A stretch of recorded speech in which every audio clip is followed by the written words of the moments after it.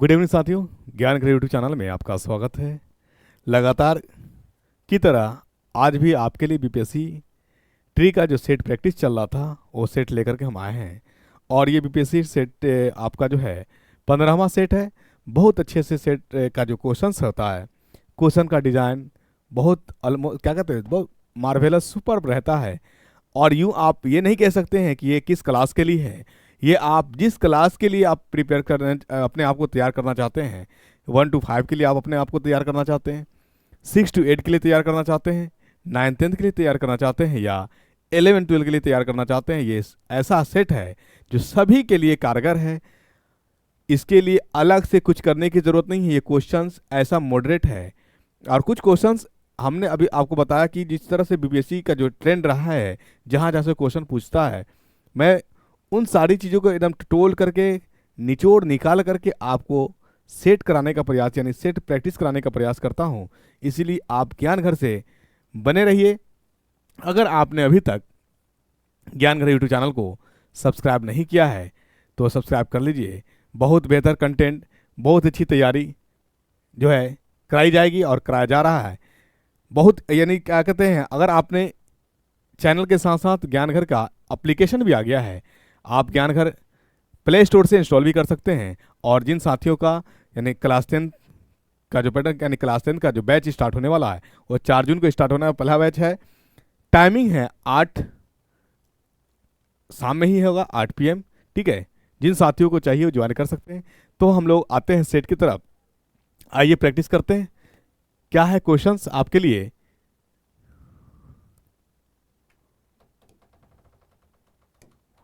Question है आपका, क्या है question, which of the following is use in metal extraction, यानी इसमें से कौन सा है जो मेटल को एक्सट्रैक्शन के अलग करने के लिए यूज किया जाएगा। आप बताओ मुझे इसका आंसर क्या होगा। यानी एक्सट्रैक्शन एक प्रोसेस है, विधि है। ठीक है, कौन सी विधि है, यानी हम लोग के पास जो मेटल्स मिलता है वो इम्प्योरिटीज फॉर्म में मिलता है। उस इम्प्योरिटीज को रिमूव करने के लिए जो हम लोग प्रोसेस इस्तेमाल करते हैं, तो हो सकता है कि कैल्सिनेशन होगा, हो सकता है कि रेस्टिंग होगा, और हो सकता है कि फ्लोटेशन मेथड होगा। तो उसमें यानी उस इम्प्योरिटीज को एब्जॉर्ब करने वाला, उस इम्प्योरिटीज को, उस अशुद्धियाँ को अलग करने वाला, हटाने वाला कोई चीज़ होता है। तो हमारे पास जो है जो यूज़ किया जाता है, तो आप याद रखिएगा कि कार्बन जो होता है यानी सल्फाइड ओर के रूप में, सल्फाइड को अलग यानी किसी मेटल से जो मेटल में जो सल्फाइड उपस्थित होते हैं, यानी अब इतना मैं बोलूँ तो आपको माइंड में सेट नहीं होगा। सल्फाइड ओर को अलग करने के लिए उसमें एक कैटलिस्ट के रूप में हमारे पास आता है कार्बन, और कार्बन को हम लोग कहते हैं कोक। तो इसका मतलब ये हुआ सीधा साधारण कि एक्सट्रैक्शन के लिए जो हम लोग इस्तेमाल करेंगे वो कोक को इस्तेमाल करेंगे। कोक मतलब कार्बन को इस्तेमाल करेंगे। ठीक है, ये किसमें, जो हमारे पास जो धातु सल्फाइड ओर वाला होगा, और उसको कहते हैं जिस धातु के अंदर या जिस मेटल के अंदर इम्प्योरिटीज अशुद्धियाँ पाई जाती हो, उसको हम लोग ओर कहते हैं। यहीं पे आपसे एक चीज़ और उलझा सकता है, मिनरल्स क्या होता है। तो ओर्स और मिनरल्स में थोड़ा माइनर डिफरेंसेस है। ओर में बहुत सारी अशुद्धियाँ होंगी, और मिनरल्स में जब हम बात करेंगे खनिज में, उसमें कम अशुद्धियाँ होंगी। और मिनरल्स के जब हम मेटल को अलग करेंगे, इसमें कॉस्टिंग हमारा लागत कम आएगा। तो जब हम लोग कोई चीज़ को सेपरेशन के रूप में पढ़ने जाते हैं, तो हमारा इकोनॉमिकली भी फैक्टर देखना पड़ता है, किस प्रोसेस को, किस मेथड को हम अपनाएं जिसमें हमारा लागत यानी कॉस्टिंग कम आए। ये बात हमेशा माइंड में रखिएगा। तो ये आपका पहला प्रश्न का आंसर जो है ए नंबर द करेक्ट आंसर है, इसको लॉक करिएगा। आइए दूसरा कलर जो क्वेश्चन हमारा क्या है, the colour light that refracts most while passing through a prism.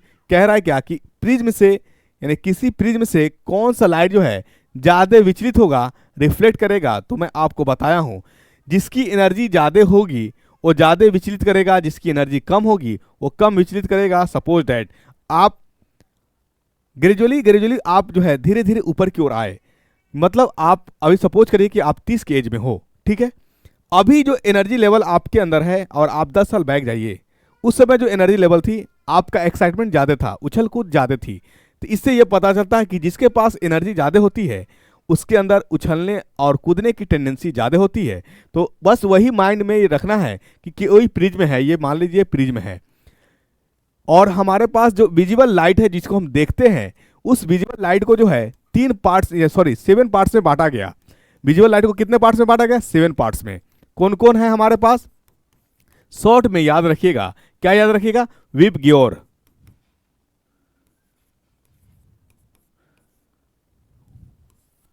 ठीक है। 7 यानी एक विजुअल लाइट को 7 पार्ट्स में डिवाइड किया गया on the basis of energy level, ठीक है। पहला है हमारा वायलेट, दूसरा हमारा इंडिगो, तीसरा है हमारा ब्लू, चौथा है हमारा ग्रीन, पांचवा है हमारा येलो, पांचवा और छठा है हमारा ऑरेंज, और सातवां है रेड। जैसे जैसे आप भी से आर की तरफ जा रहे हो तो आपकी एनर्जी लेवल, ऊर्जा की जो मात्रा है वो कम रहा है। यानी सबसे ज़्यादा एनर्जी की बात करें तो वायलेट की है, सबसे कम एनर्जी की बात करें तो हमारा रेड की है, यानी एनर्जी लेवल कम है। दूसरी बात हमारे पास, यानी जब कोई लाइट एक मीडियम से दूसरे मीडियम में जाता है तो 3 चीज़ों का फैक्टर बनता है हमारे पास। एक तो हमारा एनर्जी लेवल की बात करेंगे, दूसरी हम बात करेंगे वेवलेंथ की। तो आप याद रखिएगा कि वेवलेंथ जो होगा हमारा इसका, यानी वायलेट का एनर्जी सबसे ज़्यादा होता है, इसकी वेवलेंथ सबसे कम होती है। रेड का हमारा एनर्जी सबसे कम होती है और वेवलेंथ जो होता है हमारा सबसे ज़्यादा होता है। वेवलेंथ को हम लोग लैम्डा या आप लैब्रा, जो आपको अच्छा लगे वो कह लीजिए, उससे सूचित किया जाता है, इंडिकेट किया जाता है लैम्डा से। आई बात समझ में? तीसरी बात आएगी घटना किसकी? फ्रीक्वेंसी की, आवृत्ति की, ठीक है। जब हम मीडियम चेंज करते हैं तो फ्रीक्वेंसी पे कोई प्रभाव नहीं पड़ता है, लेकिन जब एनर्जी लेवल की बात आएगी तो जिसकी एनर्जी ज़्यादा होगी उसकी फ्रीक्वेंसी ज़्यादा होगी, उसकी आयाम ज़्यादा होगा, उसकी आवृत्ति ज़्यादा होगी। वहीं पे बात एम्पलीट्यूड की, तो एम्पलीट्यूड से यहाँ प्रश्न नहीं बनेगा आपका, यहाँ प्रश्न बनेगा फ्रीक्वेंसी से, यहाँ प्रश्न बनेगा आपका वेवलेंथ से, यहाँ प्रश्न बनेगा आपका एनर्जी लेवल से, ठीक है। तो जिसकी ज़्यादा एनर्जी, तो आप ऑप्शन बता लीजिए किसकी एनर्जी ज़्यादा है? वायलेट की, तो ये रिफ्लेक्ट ज़्यादा करेगी। क्या करेगी? ये रिफ्लेक्ट ज़्यादा करेगी। आइए अगला प्रश्न में आते हैं हम लोग। The resistance of a conductor is directly proportional to its. आपको यानी फॉर्मूला, 2 चीज आपने पढ़ा था, एक ओम्स लॉ पढ़ा था, तो ओम्स लॉ से आप देखा था कि नई चीज का एंट्री हुआ था। ओम्स लॉ में नई चीज का एंट्री होता है V equal to I R, V equal to I R, ठीक है। जहां पे क्या था? वोल्ट से आप परिचित थे, करंट से आप परिचित थे, रेजिस्टेंस से आप अपरिचित थे, मतलब रेजिस्टेंस हमारा प्रतिरोधक था। ओम्स लॉ ने, यहाँ पे एक बात याद रखिएगा कि जब ओम्स लॉ रेजिस्टेंस को बताने गया तो वहाँ पे टेम्परेचर को कांस्टेंट माना, मतलब जिस मीडियम की हम बात करेंगे, जिस मटेरियल की बात करेंगे, वो एक सर्टेन टेम्परेचर पे जो उसमें रेजिस्टेंस का वैल्यू होगा वो हमारा कांस्टेंट होगा, ठीक है। जब मटेरियल चेंज करेंगे तो उसमें हमारा रेजिस्टेंस भी चेंज कर जाएगा। सेम मटेरियल का जब हम रेजिस्टेंस, यानी एक मीडियम में आ गया, दूसरे मीडियम में मटेरियल हमारा सेम है, तो हमारा उसमें जो रेजिस्टेंस के वैल्यू होगा एट गिवन टेम्परेचर हमारा कांस्टेंट आने वाला है। इसलिए यहाँ पे ओम्स लॉ में आया था कि एट कांस्टेंट टेम्परेचर, तो याद रखिएगा कि जो मटेरियल हम ले रहे हैं उस ताप पर उसमें जो रेजिस्टेंस होगा वो सेम होगा, चेंज नहीं करेगा, ये चीज़ आई थी। तो यहाँ से आर रेजिस्टेंस का वैल्यू जब निकालेंगे, फॉर्मूला निकालेंगे, तो क्या आएगा? V इक्वल टू, यानी R इक्वल टू V/I। दूसरा रेजिस्टेंस का फॉर्मूला हमारा आया था मटेरियल डिपेंडेंसी, यानी मटेरियल पर निर्भर करने वाला। क्या था? रेजिस्टेंस का फॉर्मूला होता हमारा ρL/A, जहां पे रेजिस्टेंस जो होता था समानुपाती होता था लेंथ का, डायरेक्टली प्रोपोर्शनल है किसके? लेंथ के, और व्यतिक्रमानुपाती है किसका? क्रॉस सेक्शनल एरिया का। तो अब आपसे पूछ दिया जाए कि लेंथ हमारा जो है, रेजिस्टेंस जो है हमारा, लेंथ नहीं बोलना चाहिए था हमको, रेजिस्टेंस बोलना चाहिए। रेजिस्टेंस हमारा लेंथ पे भी डिपेंड किया और एरिया पे भी डिपेंड किया, वो बात अलग है कि रेजिस्टेंस पे डिपेंड कर रहा है, जो लेंथ, जो रेजिस्टेंस है वो लेंथ पे डिपेंड कर रहा है डायरेक्टली प्रोपोर्शनल में, और क्रॉस सेक्शनल एरिया पे डिपेंड कर रहा है इनवर्सली प्रोपोर्शनल में। इसका मतलब हमारा डायरेक्टली का संबंध जो होता है, अगर हमारा लेंथ बढ़ेगा तो आर बढ़ेगा।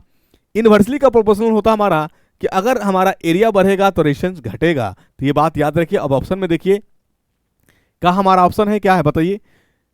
क्रॉस सेक्शनल एरिया, लेंथ, यानी दोनों पे डिपेंड करता है। डायरेक्टली प्रोपोर्शनल पूछा है, क्या पूछा है? Directly proportional.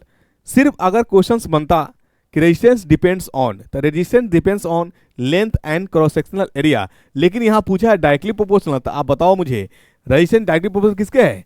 लेंथ के है। बिल्कुल, अगर आपको समझ में नहीं आए तो कमेंट करके जरूर पूछिएगा। अगर नहीं पूछिएगा तो एक दर्द बन करके रह जाएगा। और कैसी दर्द? तो एक बीमारी है, उस बीमारी का नाम है बवासीर। तो अगर मान लीजिए, अगर आज कंसेप्ट क्लियर नहीं करेंगे और ये प्रश्न, सेम प्रश्न एग्जाम में देखने को मिल जाए, तो आप क्या करोगे? गलती करके आओगे, जबकि ये एक साधारण और आसान सा क्वेश्चन है। ये गलती बिल्कुल नहीं होना चाहिए। जब हम एक आसान से क्वेश्चन को गलती कर जाएंगे तो हमारा सिलेक्शन जो होने के जो रेट है वो डिक्रीज कर जाएगा। तो एक बात हमेशा माइंड में रखना, जहीं नहीं समझ में आए तो प्लीज़ कमेंट करके पूछने का प्रयास करिए।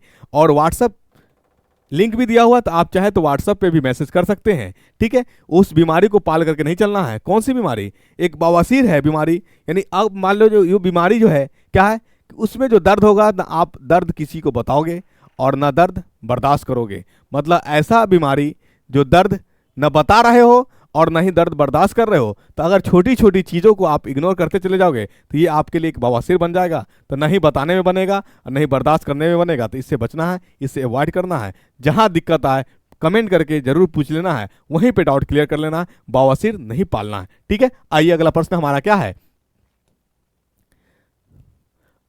अगला प्रश्न है हमारा, what is the main chemical components present on the rubbing surface of match box.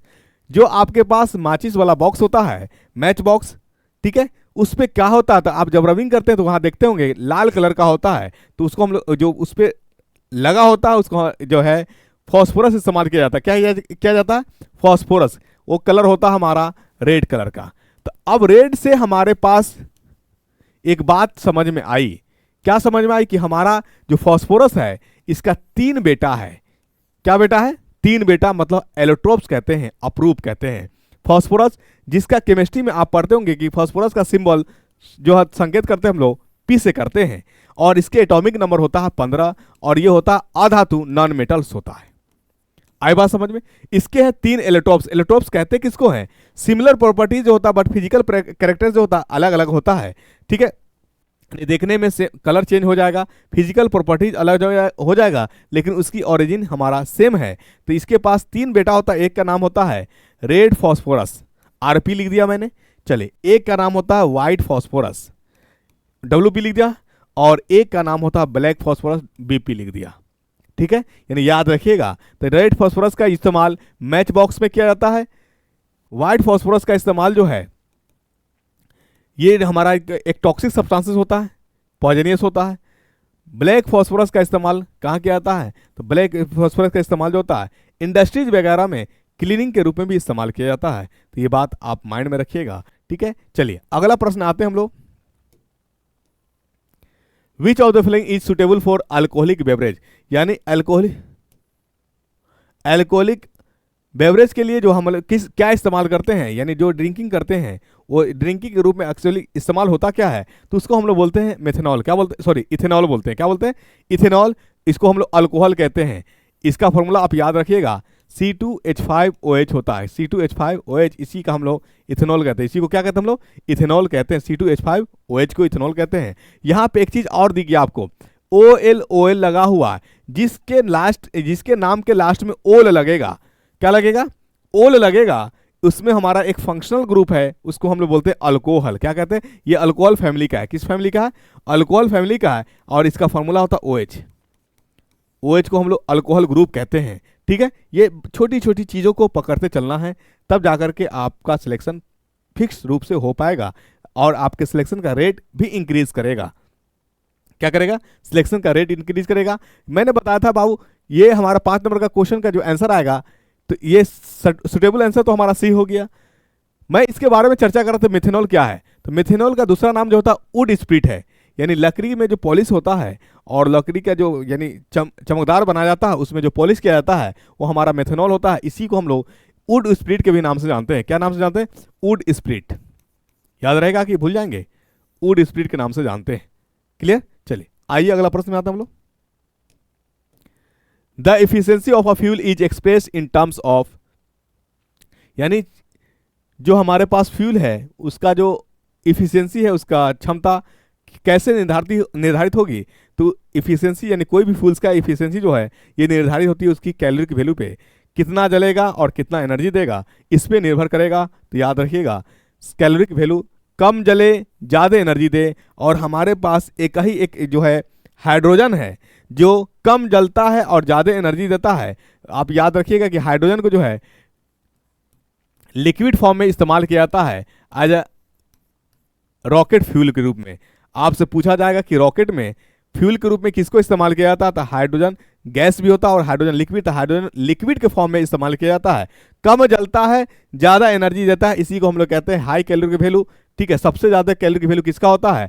ये हाइड्रोजन का होता है। किसका होता है? हाइड्रोजन का होता है। तो ये याद रखिएगा और ये आंसर हमारा हो गया। क्लियर?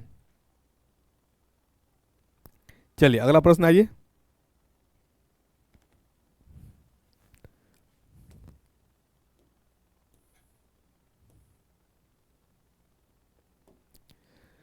अगला प्रश्न है, food cans are coated with tin and not with zinc because.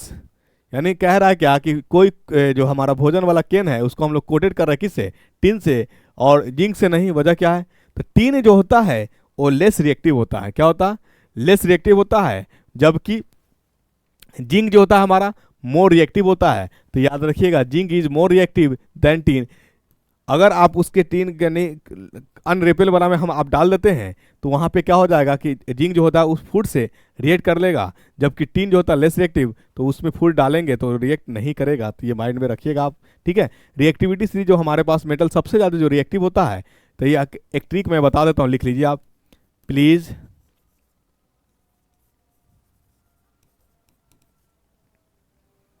Shabbir calling मी एक क्यूट जानिया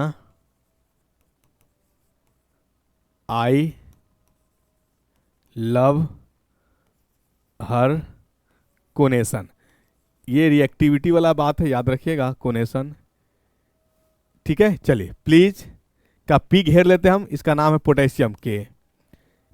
शब्बीर का एस घेर लेते हैं हम, इसका नाम है सोडियम Na। ये बी का हम बी घेर लेते हैं, इसका नाम है बैरियम। कॉलिंग का सी घेर लेते हैं, इसका नाम है कैल्शियम। और एमी का एम घेर लेते हैं, इसका नाम है magnesium. A for aluminium. Cute हमारा कंप्लीट को सेंटेंस को कंप्लीट करने के लिए दिए थे, जानिया for zinc. Iron I for iron Fe। Love L घेर लेते हैं हम, इसका नाम है पीबी प्लम्बम। और हर को एच घेर लेते हैं, इसका नाम है हाइड्रोजन। और कोनेशन जो है हमारा ये कॉपर है। क्या है? कॉपर है। कोनेशन का मतलब होता है नखरा। आप जिसे पसंद करते हो उसकी हर नखरा बर्दाश्त करते हो, तो वही चीज़ आपके लिए है। क्या है? ये कोड याद रखिएगा। क्या रखिएगा याद? Please Shabbir calling me a cute Janiya I love her connections. Potassium, sodium, calcium, magnesium, aluminium, zinc, iron, lead और क्या है? कॉपर। ये आपका रिएक्टिव है। ये इस तरह से हमारे पास है, याद रखेंगे। देखिए केमिस्ट्री को बस इस तरह से जकर के रखना है जिससे आपको आसानी से समझ में आ जाए। बस इसीलिए आपके लिए क्या है, हर सपने को सांसों में बसा कर रखो, हर लक्ष्य को अपने बाहों में दबा करके रखो। हर जीत आपकी है दोस्त, बस अपने लक्ष्य को अपनी निगाहों में बसा के रखो। बस माइंड में रखिए, हर एक चीज़ को माइंड में रखिए, भूलिए मत।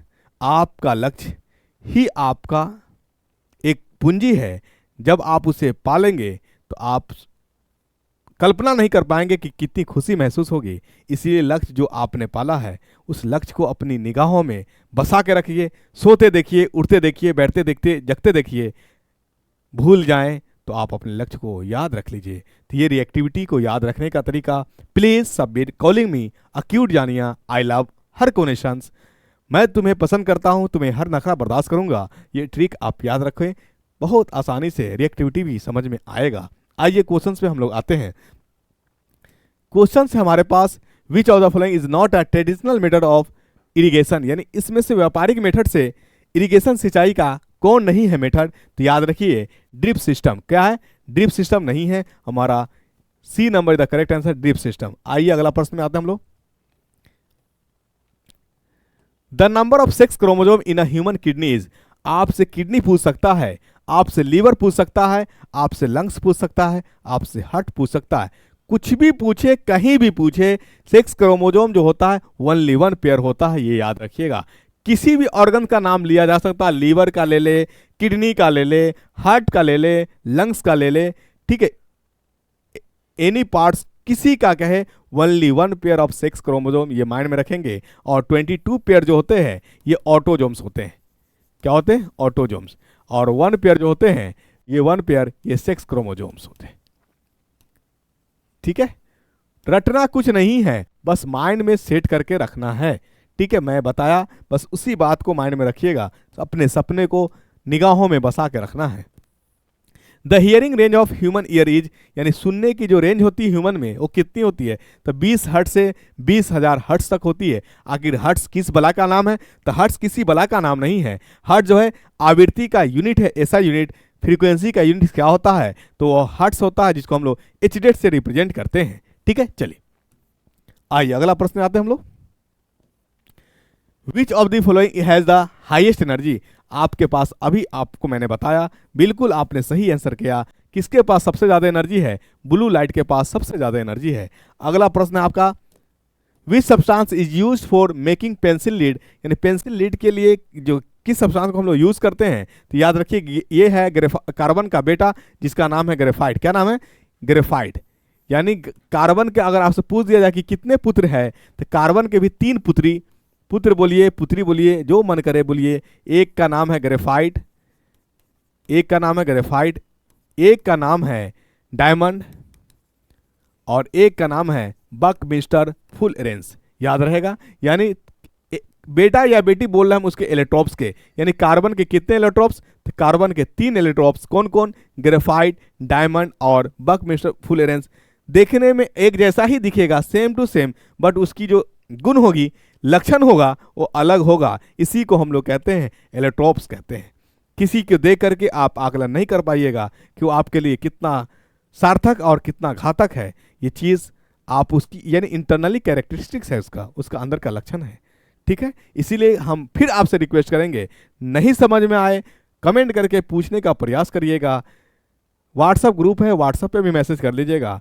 मैं आपका यथासंभव जहां तक हो सकेगा मैं आपकी प्रश्न आए हुए प्रश्न को जवाब देने का प्रयास करूंगा। ठीक है, बस दर्द नहीं पालना है। कैसा दर्द, एक बवासीर वाला दर्द, न बताने में बनेगा न सहने में बनेगा। एक ऐसा दर्द है, न छिपा सकते हैं न बता सकते हैं। इसीलिए अगर छोटी छोटी गलतियों को आप इग्नोर करते चले जाएंगे तो यही आपके लिए बहुत बड़ा गलतियां बन जाएगा। ठीक है, आइए अगला प्रश्न में आते हैं हम लोग।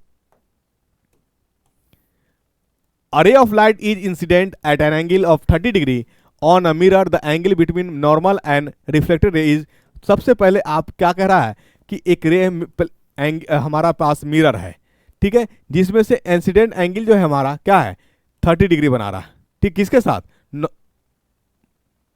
नॉर्मल के साथ। तो हमने कहा जैसे ये मिरर है, मान लीजिए ये मिरर है, ठीक है, तो ये हमारा मिरर है, ये हमारा इंसिडेंट आ रही है, तो जहां टच किया ना तो वहीं पे आप एक नॉर्मल लाइन प्लॉट कर लीजिए। क्या कर लीजिए, प्लॉट कर लीजिए। क्वेश्चन के अकॉर्डिंग कह रहा है कि जो इंसिडेंट आने वाला है ये नॉर्मल के साथ 30 डिग्री बना रही है। कितना बना रही है, 30 डिग्री बना रही है। तो ऑब्वियस बात है कि ये जो बचा हुआ एंगल कितना होगा, यानी आने वाला मिरर के साथ कितना बना रहा था, 60 डिग्री होगा, क्योंकि दोनों मिल करके हमारा कितना होगा, 90 डिग्री, जिसमें हमारा ये 30 डिग्री है तो कितना हो जाएगा, 60 डिग्री। बहुत अच्छा। अब पूछा आपसे क्या है, A ray of light is incident at an angle 30 degree on a mirror, angle between normal and reflected ray. Normal and reflected ray पूछ रहा था। देखिए नॉर्मल ये और रिफ्लेक्टेड ये, इसके बीच पूछ रहा था। ये हमारा 30 डिग्री, तो ये भी हमारा कितना हो जाएगा, 30 डिग्री। यानी इंसिडेंट एंगल और रिफ्लेक्टेड एंगल बराबर होते हैं, तो हमारा आंसर क्या हो जाएगा, A number is the correct answer. चलिए अगला प्रश्न क्या है, ओहो सॉरी, एक्सट्रीमली सॉरी। ये आपका बना रहा है 30 डिग्री, जो बना रहा है वो आपका किसके बीच बना रहा है, बोलिए, नो सही तो है। यानी a ray of light is incident of angle 30 degree on a mirror, the angle between normal and reflected पूछ रहा आपसे, है ना।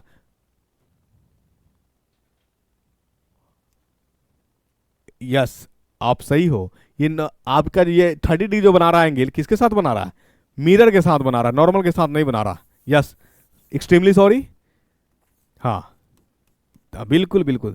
देखिए गलती सबसे होता है, हम भी शिक्षक हैं, हम भी इंसान हैं, गलती मिस्टेक हो ही गया। मतलब ठीक उसी प्रकार, यानी शिक्षक भी गलती कर सकता है, ठीक उसी प्रकार, किस प्रकार, जैसे शिक्षक भी भूल सकता है, ठीक उसी तरह से एक कहानी आप सुने होंगे कि शिक्षक भी भूल जाता है, ठीक उसी प्रकार, क्योंकि कभी सास भी कभी बहू थी। ठीक है, सास भी कभी बहू थी, ये माइंड में रखिएगा। तो ये कह रहा है ये इंसिडेंट हमारे पास ये मिरर के साथ बना रहा है कितना 30 डिग्री, तो ये नॉर्मल के साथ कितना बनाएगा बताइए 60 डिग्री बनावेगा। तो ठीक, अब बताइए कि ये नॉर्मल ये हमारा रिफ्लेक्टेड है, ये हमारा इंसिडेंट है, ये हमारा इंसिडेंट एंगल है, तो ये हमारा रिफ्लेक्टेड एंगल कहलाएगा नॉर्मल के साथ। तो ये कितना बनाएगा, तो जितना से नॉर्मल के साथ इंसिडेंट बना रहा है उतना ही आपका नॉर्मल के साथ रिफ्लेक्टेड बनाएगा, ये भी 60 डिग्री बनाएगा। तो हमारा इसका आंसर क्या हो जाएगा, आपका ए नहीं 60 degree, B number the correct answer होगा। ठीक है, चलिए अगला प्रश्न आइए। The concentration the contraction and expansion movement of the wall of the food pipe is called, यानी आपका संकुचित और विस्तार फैलाव जो होता है फूड पाइप के अंदर, वो फूड का गतिमान होना, मूव करना, उसको हम लोग कहते हैं पेरिस्टाल्टिक मूवमेंट। क्या कहते हैं, पेरिस्टाल्टिक मूवमेंट। और आपका इसका answer C number the correct answer हो जाएगा। ठीक है, चलिए अगला प्रश्न है, which part of the brain control blood pressure, इसमें से कौन है जो आपको ब्लड प्रेशर को कंट्रोल करता है। देखिए ब्लड प्रेशर का जो होता है ये अवांछनीय है, इनवॉलंटरी है, हमारे अकॉर्डिंग नहीं होगा। तो इसका जो भी कंट्रोल होगा, एक आपका हिंड ब्रेन, हमारे यानी ब्रेन का हमारे पास 3 पार्ट्स होते हैं, मिड ब्रेन, हिंड ब्रेन और फोर ब्रेन। तो जो भी हमारे अकॉर्डिंग नहीं होता है, इसका कंट्रोलिंग जो करता है उसको हम लोग हिंड ब्रेन कहते हैं। और हिंड ब्रेन का पार्ट्स होता है पोन्स, मेडुला और सेरेबेलम। तो ये याद रखिएगा, जैसे दिल का धड़कना ये हमारे अकॉर्डिंग नहीं होता है, तो इसका कंट्रोल कौन करेगा, हिंड ब्रेन करेगा। तो उसमें से जो पार्ट्स हमारे पास आ जाएगा पोन्स, मेडुला, ऑब्लंगाटा। सांस लेना हमारे अकॉर्डिंग नहीं होता है, इसका कंट्रोल कौन करेगा, हिंड ब्रेन करेगा। तो हिंड ब्रेन का पार्ट्स हमारे पास है पोन्स, मेडुला, सेरेबेलम। ठीक है, डाइजेशन हमारे अकॉर्डिंग नहीं होगा, इसका कंट्रोल कौन करेगा, तो इसका भी कंट्रोल हमारा हिंड ब्रेन ही करेगा। जैसे वोमिटिंग ये हमारे कंट्रोल में नहीं है, इसका भी हमारा कंट्रोल कौन करेगा, हिंड ब्रेन करेगा। हिंड ब्रेन का पार्ट्स हमारे पास पोन्स, मेडुला और सेरेबेलम। यहां तक क्लियर हुआ होगा कि नहीं हुआ बताइए, कोई डाउट है।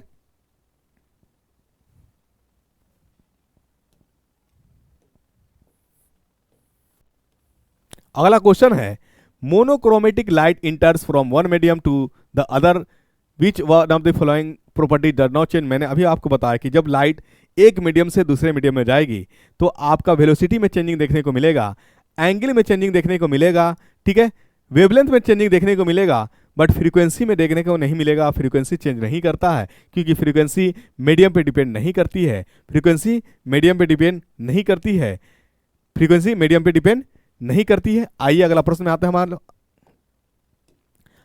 अगला प्रश्न है आपका, the speed of an electron in the orbit of the hydrogen atoms in the ground state is. तो इसके लिए एक फॉर्मूला आपके पास रखिएगा माइंड, क्या होता है फॉर्मूला, एक फॉर्मूला यानी एनर्जी जो होता है, यानी आपसे पूछिए एक हम फॉर्मूला ही बना देते हैं, एनर्जी ऑफ nth ऑर्बिट 2 पाई के me² by NH into Z.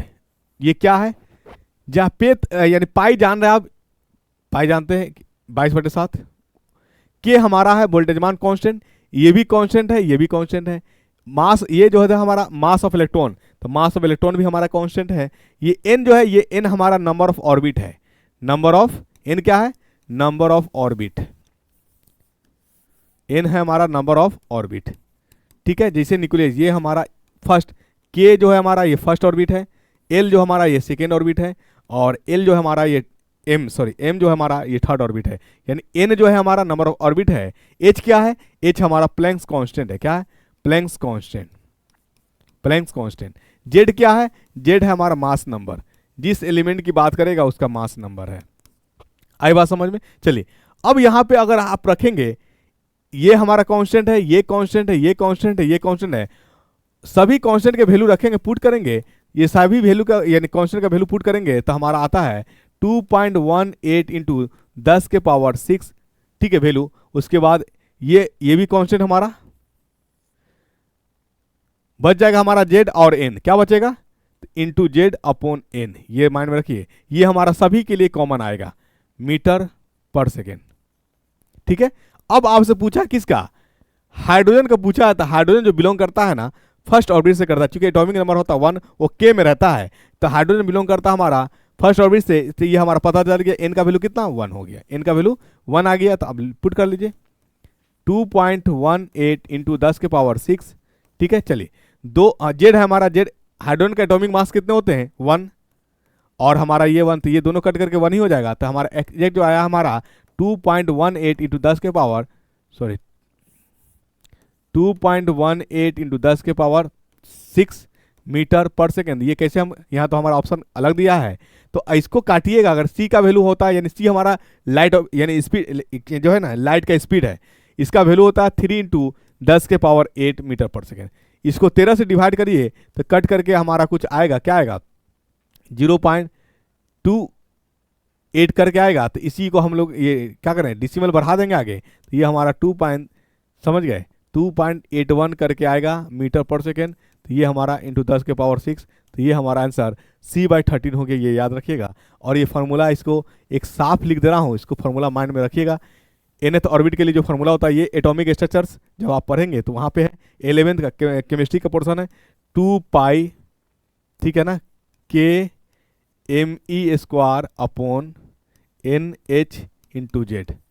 ठीक है। n क्या है, n है नंबर ऑफ ऑर्बिट, n क्या है, नंबर ऑफ ऑर्बिट्स है। आइए अगला प्रश्न में हम लोग आते हैं। अगला प्रश्न है आपका, a black body radiants at the rate of E watt पर, यानी एनर्जी का जो रेट है हमारा watt per meter square at a high temperature T kelvin, when the temperature is reduce to T/3 kelvin the radiant energy will be. तो देखिए, energy और temperature के बीच जो रिलेशन है, एनर्जी डायरेक्टली प्रोपोर्शनल होता है टेम्परेचर के पावर 4 का, टेम्परेचर के पावर 4 का। क्या मैंने बताया, यानी एनर्जी, रेडिएंट एनर्जी जो होता है ये समानुपाती होता है टेम्परेचर के पावर 4 के, ये समानुपाती होता है। अब आपसे पूछा क्या कि टेम्परेचर क्या हो जा रहा है, रिड्यूस कर जा रहा है, कितना टाइम्स, 4 टाइम्स रिड्यूस कर जा रहा है। तो पुट कर दीजिए, तो ये हमारा एनर्जी जो होगा क्या हो जाएगा, एनर्जी रिड्यूस कर जा रहा है, पुट करिए हमारा T जो है, T की जगह क्या रखें, T/3, इसके पावर हमारा कितना होता है 4। तो हमारे पास क्या फॉर्मूला बन के आ जाएगा बताइए, E ऑफ रेडियंट का T के पावर 4 अपॉन कितना 81/81। तो ये हमारा जो एनर्जी है T के पावर 4, तो हमारा डिपेंडेंसी करता ही है। तो ये एग्जैक्ट हमारा एनर्जी जो आंसर बनकर के आ गया, क्या आंसर बनकर के आ गया बताइए, यानी T के पावर 4 को आप E लिख सकते हैं, इसको E1 मान लेते हैं। तो ये हमारा जो न्यू एनर्जी बनकर के आया, E1 अपॉन क्या निकल के आया 81, E1/81, यानी एनर्जी जो होता है समानुपाती किसके होता है, T के पावर 4 का। तो इसके जगह हम E पुट कर सकते थे कि नहीं कर सकते थे, बिल्कुल अवश्य कर सकते थे। क्या कर सकते थे, अवश्य कर सकते थे। तो सफलता कब मिलेगी, सफलता कब मिलेगी, क्या आपने इसका आकलन किया। सफलता को पाने के लिए आपको ये बात हमेशा माइंड में रखना होगा, क्या माइंड में रखना होगा, हर सपने को अपनी सांसों में बसा के रखना होगा, हर लक्ष्य को अपनी बाहों में दबा के रखना होगा। हर जीत आपकी ही है दोस्त, बस अपने लक्ष्य को अपनी निगाहों में बसा के रखना होगा, तब जाकर के सफलता मिलती है, तब जाकर के हम कामयाब होते हैं। ठीक है, नहीं तो बहुत मुश्किल है, बहुत रेस है, बहुत स्ट्रगल है। थोड़ी सी मेहनत करने में आप चूक करेंगे, बहुत पीछे रह जाएंगे। इसीलिए मेहनत इतनी होनी चाहिए कि कामयाबी खुद झक कर मार करके आए कि हाँ तुम्हें तो सफलता और तुम्हें तो कामयाबी मिलनी ही चाहिए। अगला प्रश्न है आपका 19 number, the avoid which can destroy the colour of acidic acid, acid KMnO4, यानी इनमें से कौन है, ये बहुत उच्च लेवल का आ गया, इनमें से कौन है जो KMnO4 के यानी पिंक कलर होता है, इसके कलर को चेंज कर जो है अगर हम उसको डाल देंगे तो इसके कलर को बदल देगा, चेंज कर देगा। तो याद रखिएगा हमको इसमें डालने से बचाना पड़ेगा सुपर वाटर को, H2O2 को, दूसरा बचाना पड़ेगा हमको ऑक्जेलिक एसिड को। क्या बचाना पड़ेगा, ऑक्जेलिक एसिड को बचाना पड़ेगा। ऑक्जेलिक एसिड का फॉर्मूला क्या होता है, C2H2O4, C2H2O4। यानी याद रखने का तरीका, कैटरीना के है 4-4 उल्लू, कैटरीना के है 4-4 उल्लू, ये याद रखिएगा। यानी फंसा के इस तरह से रखना है ये फॉर्मूला ऑक्जेलिक एसिड। यहीं पे मैं बता दूंगा ऑक्जेलिक एसिड का यूज किया जाता है कलर फोटोग्राफी के रूप में भी, कलर फोटोग्राफी के रूप में भी इस्तेमाल किया जाता है ऑक्जेलिक एसिड को, ये भी याद रखिएगा। ठीक है, ये भी याद रखना पड़ेगा आपको अगर सिलेक्शन लेनी है तो। यानी KMnO4 हमारा पोटेशियम परमैंगनेट है, इसका कलर होता है हमारा पिंक, ठीक है, ये इसका कलर क्या होता है? पिंक। इसको कलर को डिस्कलर होने से बचाना है मुझे, या तो उसमें हमको बचाना पड़ेगा H2O2 ना डालें, या दूसरा हम ऑक्जेलिक एसिड को ना डालें। ऑक्जेलिक एसिड का फॉर्मूला क्या होता है? C2H2O4, मतलब कैटरीना के है 4 उल्लू। कैटरीना के कितने उल्लू है? 4 उल्लू है। याद रहेगा कि भूल जाओगे आप? नहीं याद रहेगा? चलिए, बिल्कुल याद रखना है, हर चीज को आपको माइंड में रखना पड़ेगा। फिर मैं कहूंगा आपसे, क्या कहूंगा? हर सपने को अपने सांसों में बसा के रखो, हर ख्वाब को अपनी बाहों में दबा के रखो। हर जीत आपकी है दोस्त, बस अपने लक्ष्य को अपनी निगाहों में बसा करके रखो, तब जाकर के कामयाबी मिलेगी। कामयाबी एक तपस्या है, कामयाबी एक संघर्ष है, कामयाबी एक स्ट्रगल है। कामयाबी जब मिल जाती है तो एक मीठा फल भी है। कामयाबी पाने से पहले हर अभ्यास, हर परिश्रम आपको करवाहट महसूस दिलाएगी, करवाहट स्वाद होगी। याद रखिए, जैसी आपको करवाहट स्वाद मिलने लगे, समझ जाइए आप सफलता के अपने लक्ष्य के बहुत करीब पहुंच गए हैं, यानी लक्ष्य आपसे दूर नहीं है। जब आपकी हर चीज, जो भी डिस्ट्रक्टिव चीजें हैं, वो आपको गलत लगने लगे, वो आपको करवाहट देने लगे, समझ जाइए आपका डिस्ट्रक्टिव चीजों से, जो आपका डिस्टर्बिंग एलिमेंट्स है, उससे दुनिया बन गई और ख्वाब और आपका लक्ष्य आपकी निगाहों में बस गया। बस इसी चीज की जरूरत है और इसे बसा कर रखेंगे तभी आप सफल हो पाएंगे। ठीक है साथियों, आइए आगे हम लोग बात कर लेते हैं अगला क्वेश्चन पे। Solar energy is concern into electrical energy through, यानी सोलर एनर्जी जो है इलेक्ट्रिकल एनर्जी में कन्वर्ट कब होगा? तो याद रखिएगा, फोटोवोल्टिक सेल के कारण, यानी सन लाइट को क्या करता है? वोल्टेज में कन्वर्टिंग करता है। यानी सोलर एनर्जी कन्वर्ट होगा इलेक्ट्रिकल एनर्जी में, किसके प्रोसेस से? तो फोटोवोल्टिक प्रोसेस से। तो ये मान में याद रखिएगा। चलिए, अगला प्रश्न है आपका 21 number. Which of the following is not a vector quantity?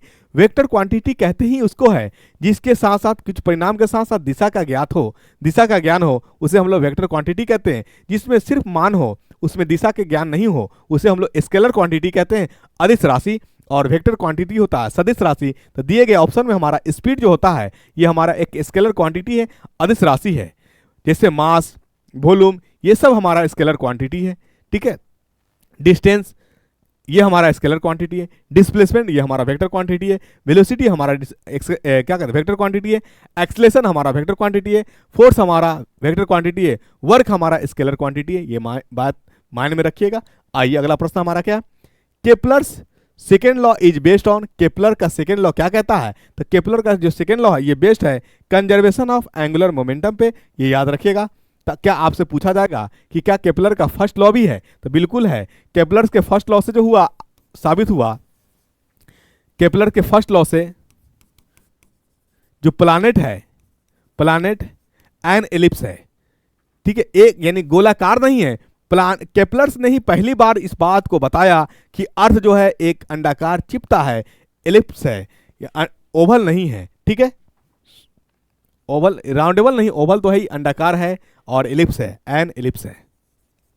ठीक है, चलिए, आपसे अगर पूछा जाए कि केपलर का तीसरा नियम भी होता है क्या? तो केपलर्स का तीसरा नियम भी होता है। तो जैसे केपलर्स के अनुसार अर्थ जो है कुछ इस प्रकार आ गया, तो ये जो लाइन हमारा कहलाएगा इस इंड से इस इंड, और ये जो लाइन कहलाएगा इस इंड से, ये जो लंबाई की दूरी होगी इसकी में ज्यादा होगी और इसमें कम होगा, तो इसको हम लोग कहते हैं मेजर एक्सिस। क्या कहते हैं? Major axis. और इसको हम लोग कहते हैं माइनर एक्सिस। क्या कहते हैं? Minor axis. तो एक्सिस को हम लोग ए से डिनोट कर लेते हैं। क्या कर लेते हैं? एक्सिस को हम लोग क्या कर लेते हैं? बोलिए, ए से डिनोट कर लेते हैं। तो इसमें जो हमारा टाइम पीरियड का मामला आता है, ये टाइम पीरियड जो होता है हमारा टी स्क्वायर जो होता है, ये समानुपाती होता है एक्सिस यानी मेजर एक्सिस का ए क्यूब का। ये याद रखिएगा। ठीक है, तो यानी थर्ड लॉ से हमारा ये कहानी आ जाता है। Kepler third law, Kepler first law और Kepler second law. Kepler second law conservation of angular momentum, Kepler first law जो हमारा प्लैनेट्स है, एन एलिप्स है, केपलर थर्ड लॉ जो हमारा टाइम पीरियड होता है वो हमारा मेजर एक्सिस का क्यूब होता है। ठीक, चलिए अगला प्रश्न है 23 number. The velocity of electromagnetic waves in a vacuum is. Electromagnetic wave कहते हैं किसको है? तो इलेक्ट्रोमैग्नेटिक वेव आपको फंसा दिया, इसी को हम लोग लाइट कहते हैं। क्या कहते हैं? लाइट कहते हैं। तो अब आपसे आसान से बन जाएगा question. The velocity of light in vacuum कितना होता है? 3 × 10⁸ मीटर प्रति सेकेंड। ये आपका A number is the correct answer हुआ। यानी इलेक्ट्रोमैग्नेटिक वेव क्यों नाम पड़ा? लाइट जो होता है ये किसी में, यानी इसको ट्रेवल करने के लिए किसी मीडियम की जरूरत नहीं पड़ती है। ये मीडियम इंडिपेंडेंट होता है, और जो मीडियम इंडिपेंडेंट होता है उसको हम लोग कहते हैं नॉन मैकेनिकल वेव, और उसी को हम लोग कहते हैं इलेक्ट्रोमैग्नेटिक वेव भी। यानी इससे पता चलता है मुझे कि लाइट जो होता है, लाइट दो तरह के होते हैं, यानी लाइट के दो तरह के, एक लाइट का नेचर होता है हमारा पार्टिकल नेचर होता है, दो तरह नहीं कहेंगे, लाइट का नेचर दो तरह के हुआ, एक का नेचर हुआ पार्टिकल नेचर और एक का नेचर हुआ हमारा वेव नेचर। कैसा wave nature? Non mechanical wave, non mechanical wave. जिस नॉन मैकेनिकल वेव कहेंगे किसको? वैसा जिसको मीडियम की जरूरत नहीं पड़ेगी एक जगह से दूसरी जगह जाने के लिए। ठीक है, आइए अगला प्रश्न में आते हैं हम लोग। अगला प्रश्न है the diffusion of light in the atmosphere takes place due to, यानी ये हमारा डस्ट पार्टिकल, यानी डिफ्यूजन जो होता है किसी लाइट का, ये डस्ट पार्टिकल की वजह से होता है। तो B number is the correct answer. अगला प्रश्न आपका आ रहा है which of the following types of glass can cut off ultra violet rays, इनमें से कौन है जो अल्ट्रा वायलेट रेज को कट करेगा? तो अल्ट्रा वायलेट रेज को जो कट करता है उसको हम लोग कहते हैं क्रोकी ग्लास। क्या कहते हैं? क्रोकी ग्लास। और इसी ग्लास का यूज किया जाता है किस में बताइए? सन ग्लास बनाने में। जो सन ग्लास पहनते हैं तो इसको, उसमें जो ग्लास इस्तेमाल किया जाता है, ग्लास का यूज किया जाता है, उसको हम लोग बोलते हैं क्रूक्स ग्लास कहते हैं। तो 25 क्वेश्चन कंप्लीट हुआ। इसके आगे भी क्वेश्चन है क्या? इसके आगे क्वेश्चन नहीं है। तो 25 क्वेश्चन आपका आज के सेट का होता है कंप्लीट। ज्ञान घर यूट्यूब चैनल से आप बने रहिए। जिन साथियों को क्लास 10 यानी जिन जो साथियों का भाई, छोटा भाई बहन है, भतीजा भतीजी, भगना भगनी जो भी है, उनके लिए क्लास जो है 4 जून का क्लास जो है ज्ञान घर एप्लीकेशन पे, ज्ञान घर एप्लीकेशन मोड पे आ रहा है। ठीक है, आप बिलीव नहीं करेंगे, 10 महीना वो पढ़ेंगे, मात्र कितना फी देना पड़ रहा है उनको? नॉमिनल भी। प्रयास है कि एजुकेशन हर घर पहुंचे, कोई फी नहीं है। आप चाहें तो अपने साथी, अपने भाई, अपने बंधु को, किन्हीं को ज्वाइन करा सकते हैं। प्ले स्टोर पे जाएंगे, प्ले स्टोर पे जाएं, सर्च मारें ज्ञान घर, वहां पे आएगा ज्ञान घर, रेड लोगो होगा, उसको इंस्टॉल कर लेना है और कंप्लीट साइंस के लिए यूज करेंगे। पहला जो बैच आने वाला है क्लास 10 का, उस बैच का नाम है संजीवनी बैच। मात्र नॉमिनल फी रखा गया है ओनली 99 रुपीज़। कितना रखा गया? ओनली 99 रुपीज़, जिसमें आप 10 महीना पढ़ेंगे। सोचिए आप महीना का कितना रुपया दे रहे हैं। ठीक है, कोई बड़ी रकम नहीं है, लेकिन आपको एक कंप्लीट साइंस क्लास 10 का प्रीवियस ईयर का क्वेश्चन प्रैक्टिस को मिलेगा। एनसीईआरटी कंप्लीट, एनसीईआरटी का एक एक लाइन आपको पढ़ा जाएगा, कमांडिंग किया जाएगा और उसकी एक एक लाइन बताई जाएगी। तो बहुत सुनहरा अवसर है, बहुत गोल्डन चांसेस है, आप इससे चूक नहीं जाइए। आप आज ही अपने साथियों को, अपने भाइयों को, अपने बहनों के लिए इस ज्ञान घर एप्लीकेशन को ज्वाइन करवाइए और ज्ञान घर के साथ बने रहिए। Thank you so much. जय हिंद साथियों, धन्यवाद।